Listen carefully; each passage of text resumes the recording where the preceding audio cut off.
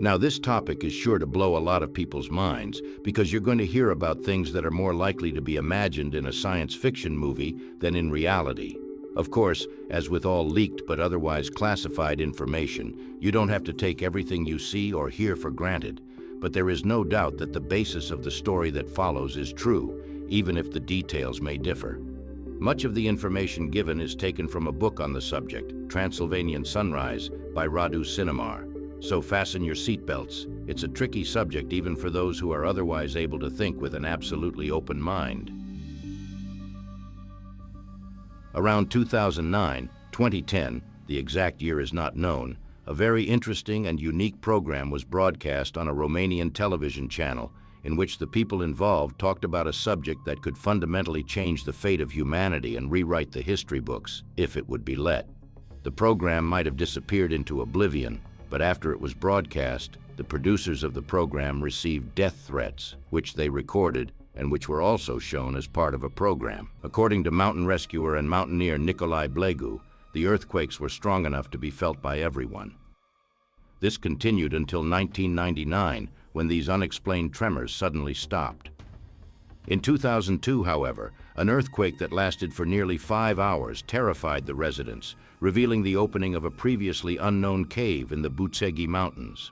Opinions differ as to who found this fissure and under what circumstances, but perhaps it is not important. The main thing is that in the summer of 2003, a top-secret section of the Romanian Intelligence Service, Department 0, began investigating the uncovered entrance and the vast halls and tunnels behind it. The United States of America has learned of the unprecedented discovery and that the Romanian government wants to make the whole world aware of what has been found. The U.S. was thus forced to exert colossal diplomatic pressure on the Romanian government to keep the discovery in secret. The U.S. and the Romanian Secret Service have been working together ever since.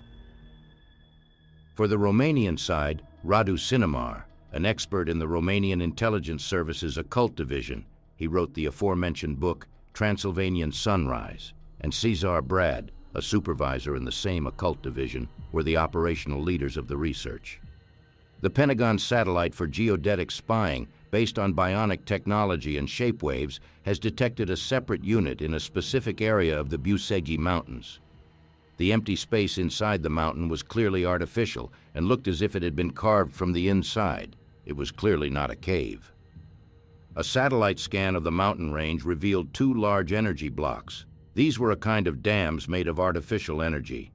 The first was like an energetic wall that blocked access to the tunnel, while the second was dome, or hemisphere, shaped and located at the far end of the tunnel, near the center of the mountain. The tunnel and the dome were strangely aligned with the rock formations at the top of the mountain known as Babel and the Sphinx of Bucegi. Not incidentally, the energy wall of the hemispherical dome has the same vibrational frequency and shape as another top-secret underground structure discovered earlier near Baghdad, Iraq, about which no information had been leaked to the world until now. Interestingly, shortly after this discovery in the Middle East, the war in Iraq broke out, and within a few months the Americans had access to it and were able to investigate the biggest secret in the area, which even the Iraqis knew nothing about. Following the Pentagon's identification of similarities between the Baghdad and Bucegi subterranean structures, Cesar Brad was visited by a very important figure in May 2003 with the intervention of the Romanian Secret Service. The man, known only as Massini, was Italian, probably using an alias, but he spoke Romanian very well and knew the country well. The Secret Service informed Brad that Massini is a high-ranking leader of a Masonic lodge in Italy, as well as one of the most influential Masonic organizations in the world, the Bilderberg Group, which has very significant financial and political influence in Romania. According to Brad, Massini was initially almost in panic because this underground facility, which was much larger and more complex than the one in Iraq, was in Romania. Finally, excavation began. The first major discovery was made about 60 to 70 meters from the first energy wall, or energy shield. It was a tunnel with perfectly smooth walls, shaped like a subway tunnel. The second big discovery came at the end of the tunnel, when a massive stone gate was found, protected by an invisible energy shield. The 3 soldiers of the 1st Special Intervention Unit tried to touch the gate, but when they reached the energy barrier, their hearts immediately stopped and they collapsed dead, and any object such as stone, plastic, metal, or wood thrown against the energy shield immediately turned into fine dust. Now you may ask, if there is an energy wall that killed 3 people, how did the team get through the stone gate? On the wall of the tunnel, directly between the gate and the energy shield, was an area of 20 square centimeters on which an isosceles triangle was drawn at its base. Cesar Brad felt that there was a kind of compatibility between the energetic barrier and himself, a kind of mutual vibration. When he touched the surface of the energy shield lightly with his hand, he felt a tingling sensation on his skin, but the shield was completely harmless to him. Bard stepped forward and, to the consternation of the team, walked smoothly over it. He touched the triangle, and the gigantic stone door slid soundlessly to the left, into the wall, and the energy shield disappeared. After the first energy shield was removed and the door opened, the huge hemispherical shield at the other end of the room tuned to a higher vibration and began to emit a higher radiation. And here we take a detour. When Cesar contacted the energy shield of the Baghdad structure was also activated and pulsed at a higher frequency.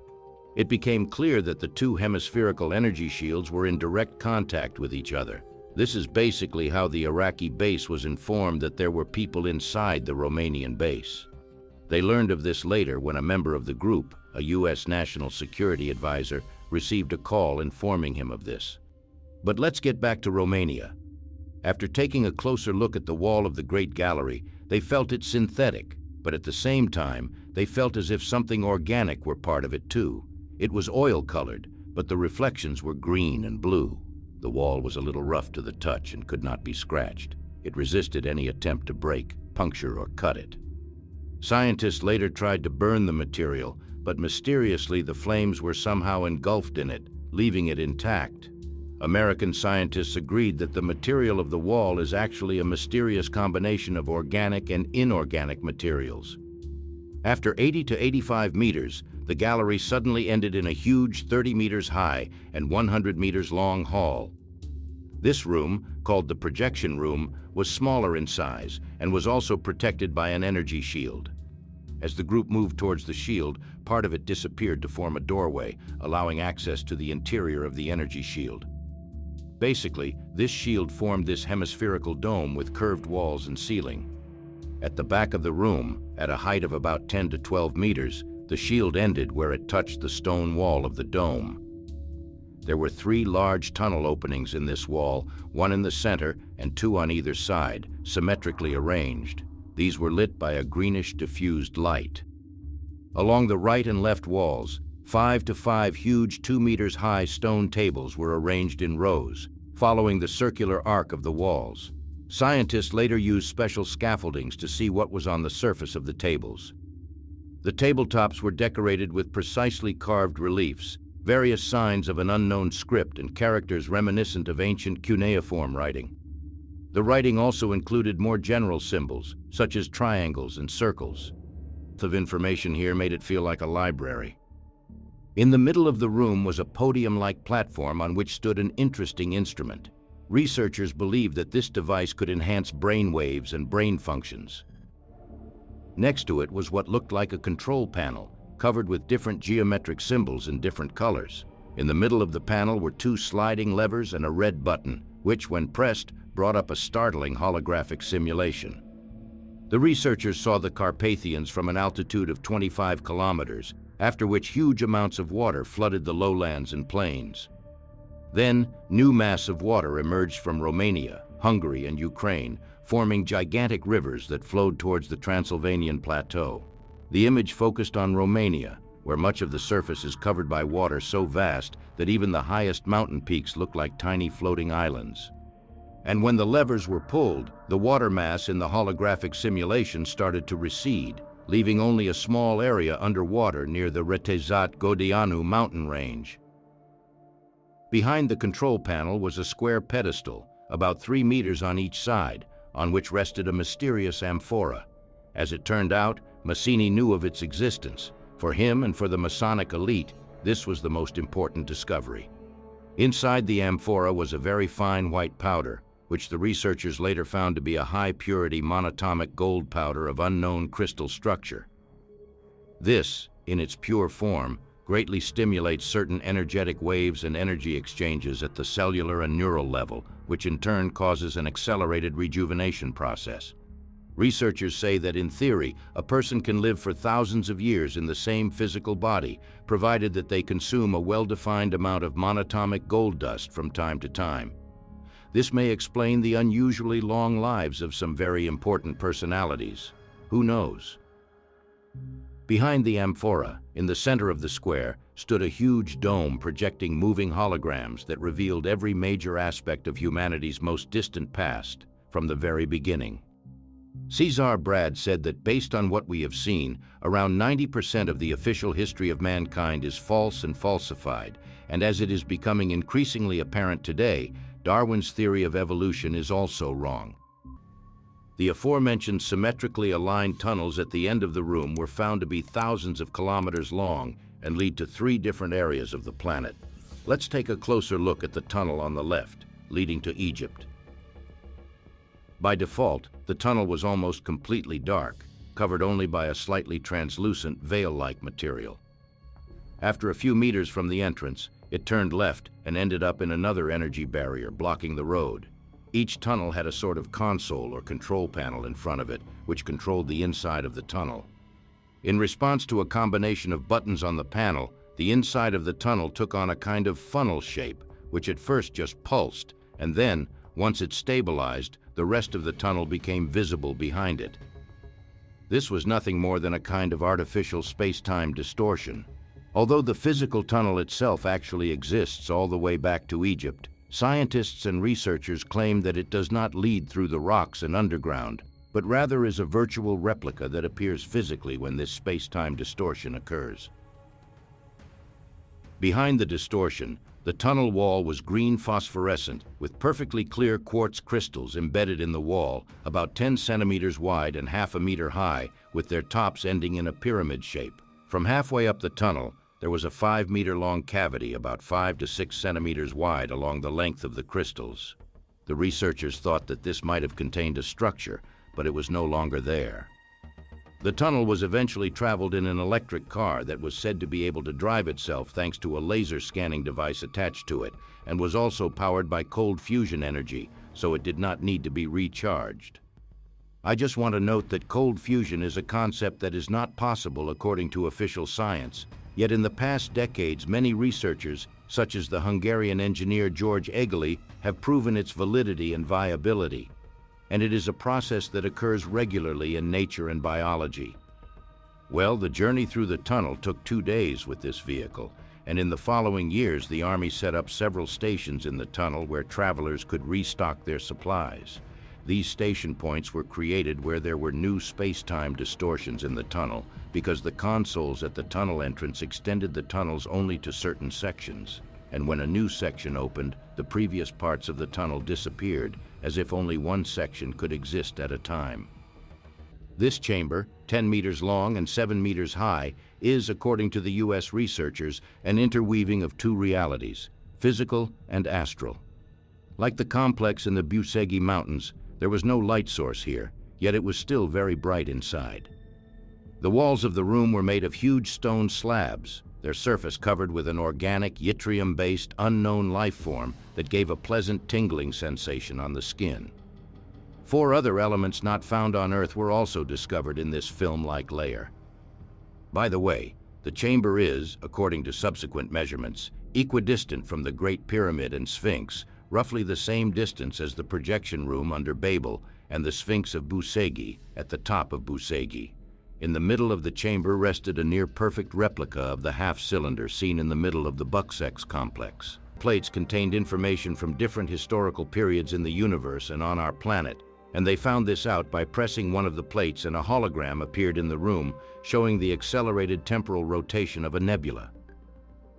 It is claimed that in order to view all the holograms stored on the thousands of boards, it would take hundreds or even thousands of years, based on their total lifetime. So it's nothing less than an ancient library, with so much information that it's probably far beyond anything in all the libraries on Earth. Although this crystal only appears when certain requirements are met, it is actually in the room all the time and is linked to the semi-cylindrical structure in the middle of the room, which Cesar experienced for himself. And this device was nothing more than a time travel device, where time travel is not physical, but conscious, so you have to be in the right level or state of consciousness to use it. When he used it, Cesar experienced events of the past and future as an outsider, so he could not be privy to them. The information the time traveler experiences comes from the Akashic records. Although the Akashic records would be worth a video, in broad outline for now, it is a central repository of information, a collective consciousness where everything that has ever happened in the world is virtually stored as information, and some believe it also contains information about future events. Very simply, if you have a good, even groundbreaking idea, that's where it comes from. A man called Aiden, who was part of the team, used his supercomputer or laptop scanning system to map an unfinished tunnel from the base of the Pyramid of Cheops to the occult chamber, but after about 60 meters the tunnel changed direction and ended after 25 meters.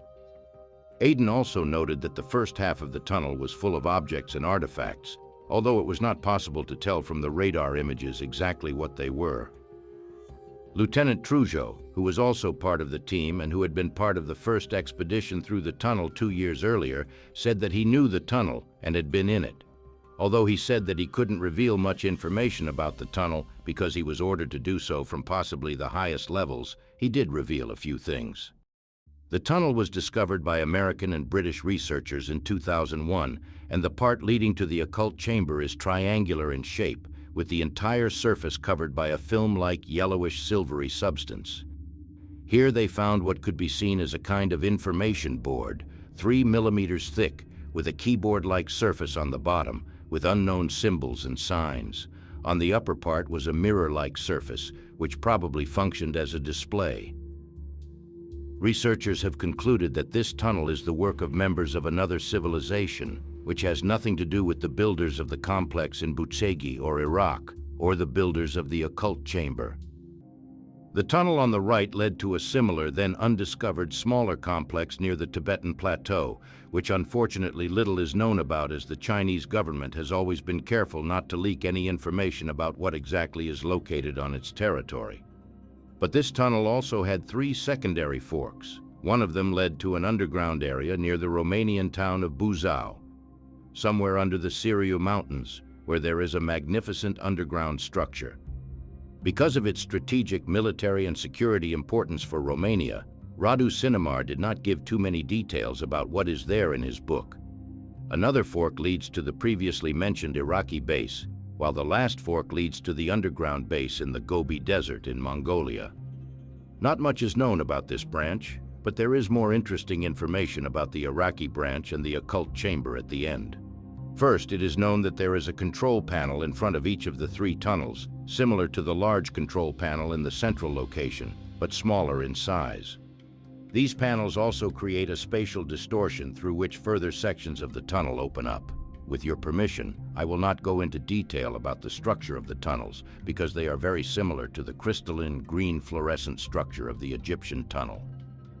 So at the end of the tunnel is a room similar to the Egyptian occult chamber, but smaller in size, about 7 meters long and 6 meters wide, lit in a light blue shade. The walls of the room contain a series of niches of varying depths, made of a phosphorescent indigo material that is cotton-like to the touch. The niches were rectangular and contained transparent discs of less than 1,000 crystalline materials.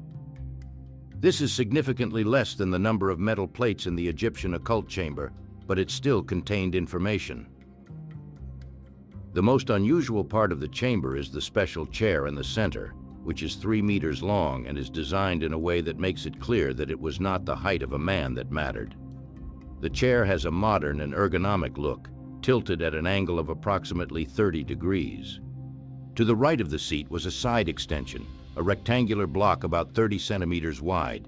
It was hollow inside, and its inner walls were of a rather complex structure. In it, they found a perfectly transparent cylinder with a mysterious tetrahedron-shaped blue crystal floating upside down in the middle. In terms of function, it facilitates the connection with the Akashic records in the same way as the half-cylinder-shaped object in the Egyptian occult chamber, but why there is a difference in shape is not known. We arrived at the last tunnel in the middle. Of all 3 tunnels, the middle one was the most important, both for Massini and for the US government. This tunnel was similar in structure to the other 2 and also branched in 2 directions. One branch led to the city of Tomassus and the other to the center of the Earth. And that brings us back to the theory of the hollow Earth or inner Earth. But what can you know about this town called Tomassus? What is it anyway? Well, Radu Sinemar and Peter Moon's book, Inside the Earth, the Second Tunnel, covers this in detail. According to the book, it is an ancient underground city, located somewhere below the city of Constanta. Let me end here with a personal opinion. Someone or someones decide that we are not ready to know it, thus perpetuating the current ignorance of the human race. This is an arrogant and selfish approach. In my opinion, people are now very much ready, and the sooner the whole truth is revealed, the better.